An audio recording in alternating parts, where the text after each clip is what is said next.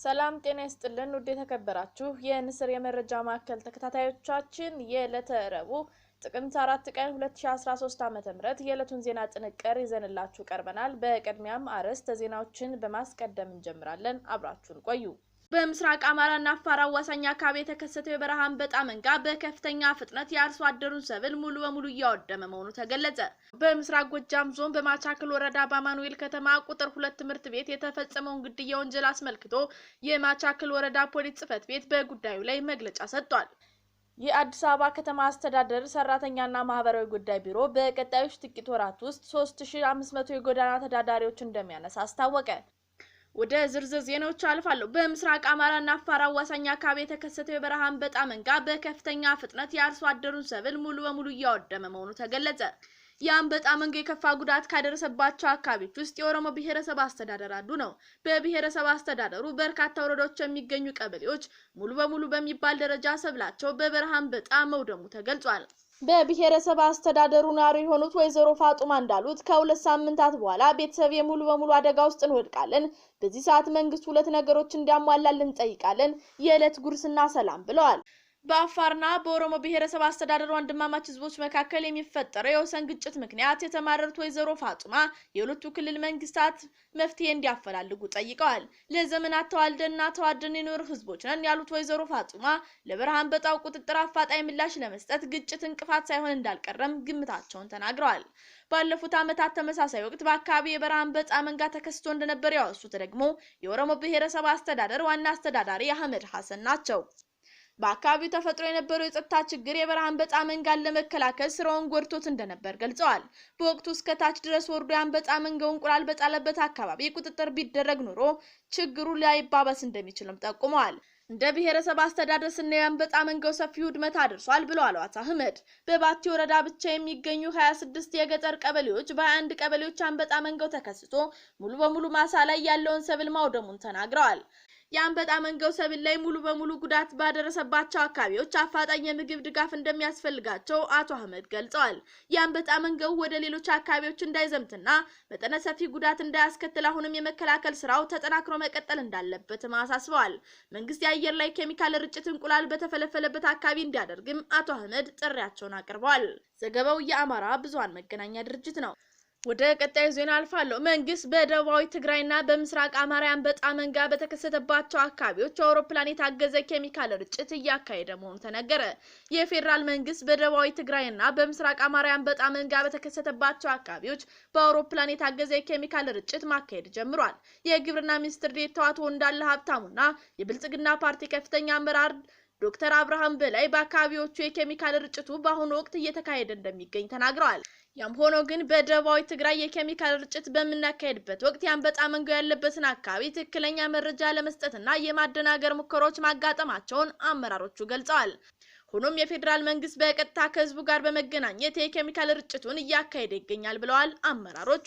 በምስራቅ አማራ በአውሮፕላን የታገዘ ኬሚካል ርጭት ተጠናክሮ መቀጠሉና በዛሬው ዕለትም ሙሉ ቀን ስራው ሲካሄድ መዋሉን ኃላፊዎቹ ተናግረዋል። በቀጣይ ቀናትም የኬሚካል ርጭቱ ተጠናክሮ የሚቀጥል መሆኑን ህብረተሰቡ የአንበጣ መንጋውን ሙሉ በሙሉ መከላከል እስኪቻል ድረስ ከመንግስት ጎን በመቆም ድጋፉን አጠናክሮ እንዲቀጥል ኃላፊዎቹ ጥሪያቸውን አቅርበዋል ሲል የዘገበው ቢቢሲ አማሪክ ነው። ወደ ቀጣዩ ዜና አልፋለሁ። በምስራቅ ጎጃም ዞን በማቻክል ወረዳ በአማኑኤል ከተማ ቁጥር 2 ትምህርት ቤት የተፈጸመውን ግድያ ወንጀል አስመልክቶ የማቻክል ወረዳ ፖሊስ ጽሕፈት ቤት በጉዳዩ ላይ መግለጫ ሰጥቷል። በመግለጫው በቁጥር 2 ትምህርት ቤት በጥቅምት 2 ቀን 2013 ዓ.ም ምሽት 3 ሰዓት አካባቢ በጥበቃ ላይ የነበረውን አባት ከነልጁ ግድያ የፈጸመው ተጠርጣሪ በዚህ ተቋም በጥበቃ ስራ ላይ የነበረውን የስራ ባልደረባው መሆኑን ፖሊስ ገልጿል። ተጠርጣሪው አባትና ልጁን ከገደለ በኋላ ሁለት የተቋሙን የጥበቃ መሳሪያዎች አንድ ኤስኬስና አንድ ክላሽንኮቭ ወስዶ ቤተሰቦቹን በማሸሽ መሰወሩን የተጠርጣሪው ግለሰብ ልጅ ለፖሊስ በሰጠችው ቃል መግለጿን የማቻክል ወረዳ ፖሊስ ጽሕፈት ቤት አስታውቋል። ተጠርጣሪውን በሕግ ቁጥጥር ስር ለማዋል ከህብረተሰቡ ጋር በቅንጅት እየተሰራ መሆኑንም ፖሊሱ አስታውቋል። በዚህ መሰረት በጸጥታ ኃይሉ ያለበት በመደረሱ መፈናፈኛ ያጣው ተጠርጣሪ ግለሰብ ዛሬ ጥቅምት 4 ቀን 2013 ዓ.ም ከጧቱ 1 ሰዓት አካባቢ ከተደበቀበት ቦታ ላይ ተከቦ እጅ እንዲሰጥ ቢጠየቅም ፈቃደኛ ባለመሆኑ በተካሄደው የተኩስ ልውውጥ እርምጃ የተወሰደበት መሆኑና የሟች መሳሪያ ከራሱ ትጥቅ ጋር ደርቦ ይዞ የተገኘ መሆኑን ሁለቱንም መሳሪያዎች የመንግስት ትጥቅ በመሆናቸው ለወረዳው ፖሊስ ገቢ መደረጋቸውን የወረዳው ፖሊስ ጽሕፈት ቤት ኃላፊ ኮማንደር አምሳሉ እውነት ገልጸዋል። ወደ ቀጣዩ ዜና አልፋለሁ። የወላይታ ብሔራዊ ንቅናቄ ወብን የወላይታ ሕዝብ በክልል የመደራጀት ጥያቄ የደረሰበትን ደረጃ የወላይታ ዞን አስተዳደር ለሕዝቡ ግልጽ እንዲያደርግ ጥሪውን አቀረበ። አዲሱ የወላይታ ዞን አመራር ወደ ስልጣን ሲመጣ የወላይታ ሕዝብ በክልል የመደራጀት ጥያቄን ምላሽ እንዲሰጠው በቁርጠኝነት የሚሰራ መሆኑንም ገልጾ ነበር ብሏል። ይሁን እንጂ ዛሬ ለሕዝቡ ጥያቄ ምላሽ ከማስገኘት አኳያ ሂደቱ የደረሰበት ደረጃ በጊዜው ለሕዝቡ ግልጽ እየተደረገ ባለመሆኑ ሕዝባችን ጉዳዩ በተያዘበት ሁኔታና በአመራሩ ሕዝባዊነት ላይ ከፍተኛ ጥርጣሬ እንዲያድርበት አድርጓል ብሏል። በመሆኑ ጉዳይን ይዞ የሚገኘው የወላይታ አስተዳደርና የዞኑ ምክር ቤት እጅግ አንገብጋቢ የሆነው የወላይታ ሕዝብ ክልል የመደራጀት ጥያቄ የደረሰበት ደረጃ አስመልክቶ ይፋዊ መግለጫ እንዲሰጥ ወብን አጥብቆ ይጠይቃል ብሏል። በሰጠው መግለጫ ወደ ቀጣዩ ዜና አልፋለሁ። ኢዴፓ በኢትዮጵያ የፖለቲካ ውጥረት በነገሰበት ምርጫ በፍጹም መታሰብ የለበት። የኢትዮጵያውያን ዲሞክራሲያዊ ፓርቲ ኢዴፓ ኢትዮጵያ በፖለቲካ ውጥረት ውስጥ ባለችበት በአሁኑ ወቅት ሀገራዊ ምርጫ ለማካሄድ በፍጹም መታሰብ የለበትም አለ። ፓርቲው ምርጫው ከመካሄዱ በፊት በሀገሪቱ ላሉ መሰረታዊ ጥያቄዎች መፍትሄ ማመንጨት የሚያስችል ሁሉን አቀፍ ውይይትና የድርድር ሂደት ወይም ናሽናል ዲያሎግ በአስቸኳይ እንዲጀመር ጠይቋል። ኢዴፓ ይህን አቋሙን ይፋ ያደረገው የፓርቲው ስራ አስፈጻሚ ኮሚቴ በትናንትናው ዕለት ማለትም ማክሰኞ ጥቅምት 3 ቀን 2013 ዓ.ም ባወጣው መግለጫ ነው። ኢትዮጵያ ከውድቀት ለመዳን ዛሬ ምድል አላት ብሎ እንደሚያምን የገለጸው ኢዴፓ ሀገሪቱ ወደ ተሻለ ሁኔታ ለመሸጋገር ያስችላት ዘንድ 4 ተጨባጭ እርምጃዎች ሊወሰዱ እንደሚገባም አሳስቧል። ፓርቲው በቀዳሚነት እርምጃ ሊወሰድበት ይገባል ያለው በኢትዮጵያ እጅግ አሳሳቢ በሆነ ሁኔታ እየከፋ መጥቷል ባለው የሕግ የበላይነት መጥፋት ጉዳይ ላይ ነው። ለዚህም ያመራሩን የአቶ ልደቱ አያሌውን ጉዳይ በምሳሌነት ጠቅሷል ሲል የዘገበው አሻራ ሚዲያ ነው። ወደ ቀጣዩ ዜና አልፋለሁ። ኢዜማ በአዲስ አበባ ከተማ አስተዳደር ላይ ፍርድ ቤት ክስ መመስረቱ ተሰምቷል። የአዲስ አበባ ከተማ አስተዳደር በተቃዋሚ ፖለቲካ ፓርቲዎች ላይ የስብሰባና መሰል የክልከላ ዘመቻዎችን ሲያደርግ ይስተዋላል። የኢትዮጵያ ዜጎች ለማህበራዊ ፍትህ ኢዜማ ፓርቲ የአዲስ አበባ ከተማ አስተዳደርን በፌዴራል ከፍተኛ ፍርድ ቤት ከሷል። ፓርቲው ክሱን የመሰረተ የከተማ አስተዳደር ከንቲባ ጽሕፈት ቤት በሰጠው ትዕዛዝ የፓናል ውይይት እንዲያደርግ መከልከሉን በመቃወም ነው። በፌዴራል ከፍተኛ ፍርድ ቤት ልደታ ምድብ ፍትሐ ብሔር ችሎት ባሳለፍነው ዓርብ መስከረም 30 ቀን 2013 ዓ.ም የተከፈተው የክስ መዝገብ በፓርቲው ላይ የደረሰው የሁከት ተግባር እንዲታገድ የሚጠይቅ ነው። ኢዜማ ይህንን ክስ ለማቅረብ የተገደደው ህገ መንግስታዊ የሆነው የመሰብሰብ መብት በተከሳሽ መስሪያ ቤት በተሰጠ ትዕዛዝ በመታገዱ መሆኑ ተገልጿል። የአዲስ አበባ ከተማ አስተዳደር ከንቲባ ጽሕፈት ቤት ለክስ ያበቃውን ትዕዛዝ ለፓርቲ የጻፈው ባሳለፍነው ሳምንት መስከረም 25 ቀን 2013 ዓ.ም ነበር። በከተማይቱ ከንቲባ ጽሕፈት ቤትና ካቢኔ ጉዳዮች ኃላፊ በሆኑት በአቶ ኤፍሬም ግዛው ፊርማ የተላከው ደብዳቤ ፓርቲው ለመስከረም 28 ቀን የጠራውን የፓናል ውይይት እንዲሰርዝ ያሳስባል። ባሳለፍነው ሳምንት ሐሙስ ሊካሄድ ቀጠሮ ተይዞለት የነበረው የኢዜማ የፓናል ውይይት ትኩረቱን ያደረገው በአዲስ አበባ ከተማ በከፍተኛ ሁኔታ ተንሰራፍቷል በተባለው ህገወጥ የመሬት ወረራና ፍትሐዊ የጋራ መኖሪያ ቤቶች ኮንዶሚኒየም ዕደላ ላይ እንደነበር ተነግሯል። በአዲስ አበባ ከተማ ነዋሪዎች ዘንድ መነጋገሪያ ሆኖ የሰነበተው ይህ ጥናት እንዲካሄድ የወሰነው የኢዜማ ብሔራዊ ስራ አስፈጻሚ ኮሚቴ እንደነበር ፓርቲው በክሱ ላይ ማብራሪያ ሰጥቷል። የስራ አስፈጻሚ ኮሚቴው በጉዳዩ ላይ ከባለድርሻ አካላት ጋር ውይይት እንዲያደርግ ተጨማሪ ውሳኔ ማስተላለፉን ተከትሎ ፓርቲው ለመስከረም 5 ቀን በፓርቲው ጽሕፈት ቤት ውይይት ጠርቶ እንደነበር አስታውሷል። ሆኖም ከከተማ አስተዳደሩና ከጸጥታ አካላት ጋር በተደረገ ውይይት ዕለቱ የመስቀል በዓል ደመራ መሆኑና በሳምንቱ የኢሬቻ በዓል የሚከበር ስለሆነ በቂ የጸጥታ ጥበቃ እንደማይኖር እንደተገለጸለት ፓርቲው በክስ ዝርዝሩ ላይ አስረድቷል። በዚህ ምክንያት የፓናል ውይይቱ የሚካሄድበት ቀን ለመስከረም 28 ማስተላለፉንና ይሁንንም ለከተማ አስተዳደሩ ለጸጥታ አካላትና ለተሳታፊዎች ማሳወቁን አብራርቷል። ኢዜማ ውይይቱ ለማድረግ ዝግጅቱን አጠናቆ በሚጠብቅበት ወቅት የአዲስ አበባ ከተማ አስተዳደር ከንቲባ ጽሕፈት ቤት ውይይቱን ማድረግ እንደማይችሉ በደብዳቤ ማሳወቁን አመላክቷል። ፓርቲው ጽሕፈት ቤቱ የተሰጠውን ይህን ማሳሰቢያ ህገወጥ ትዕዛዝ ሲል በክሱ ላይ ጠርቶታል። በህገ መንግስቱ መብት የማክበርና የማስከበር ግዴታና ኃላፊነት የተሰጠው ተከሳሽ መስሪያ ቤት ግዴታውን ካለመወጣት አልፎ የመብት አደናቃፊ መሆኑ በጣም አሳሳቢ እንደሆነና እንደ ሀገር ልንገነባው የምናስበውን ዲሞክራሲያዊ ስርዓት ለመገንባት እንቅፋት የሚሆን የመብት ረገጣ ተግባር በተከሳሽ ፓርቲ ላይ ተፈጽሟል ሲል ኢዜማ በክሱ ላይ አትቷል። ህገ መንግስታዊ የመሰብሰብ መብቱ በፍርድ ቤት ኃይል እንዲከበር በማሰብ ክሱን ለከፍተኛ ፍርድ ቤት ለማቅረብ መገደዱን የገለጸው ፓርቲው ክሱ ከቀረበለት ፍርድ ቤት በሁለት ጉዳዮች ላይ ዳኝነት ለማግኘት ጥያቄ አቅርቧል። የመጀመሪያው የአዲስ አበባ ከተማ አስተዳደር ከንቲባ ጽሕፈት ቤት በህግ ከተሰጠው ስልጣን ውጪ ፓርቲው ሊያደርግ የነበረው ውይይት መከልከሉ ህገወጥ ድርጊት ነው በማለት ውሳኔ እንዲሰጥ ያመላከተ ነው። ሁለተኛው ደግሞ የፓርቲው ስብሰባና ውይይት እንዳይደረግ ተከሳሽ መስሪያ ቤት የተሰጠው ትዕዛዝ እንዲያነሳና ወደፊትም ተመሳሳይ የመብት ጥሰቶችን ከማድረግ እንዲቆጠብ ፍርድ ቤቱ ግልጽ ትዕዛዝና ውሳኔ እንዲሰጥ የጠየቀበት ነው።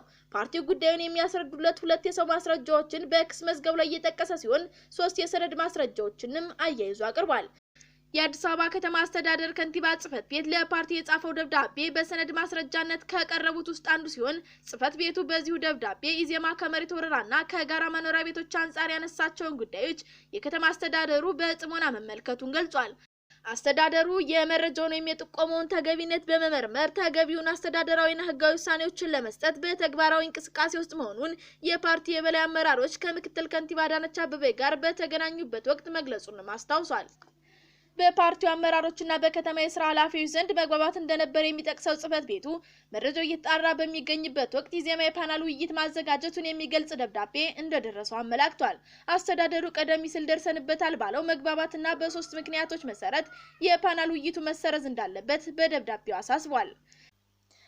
የአዲስ አበባ ከተማ አስተዳደር ሰራተኛና ማህበራዊ ጉዳይ ቢሮ በቀጣዮች ጥቂት ወራት ውስጥ 3500 የጎዳና ተዳዳሪዎች እንደሚያነሳ አስታወቀ።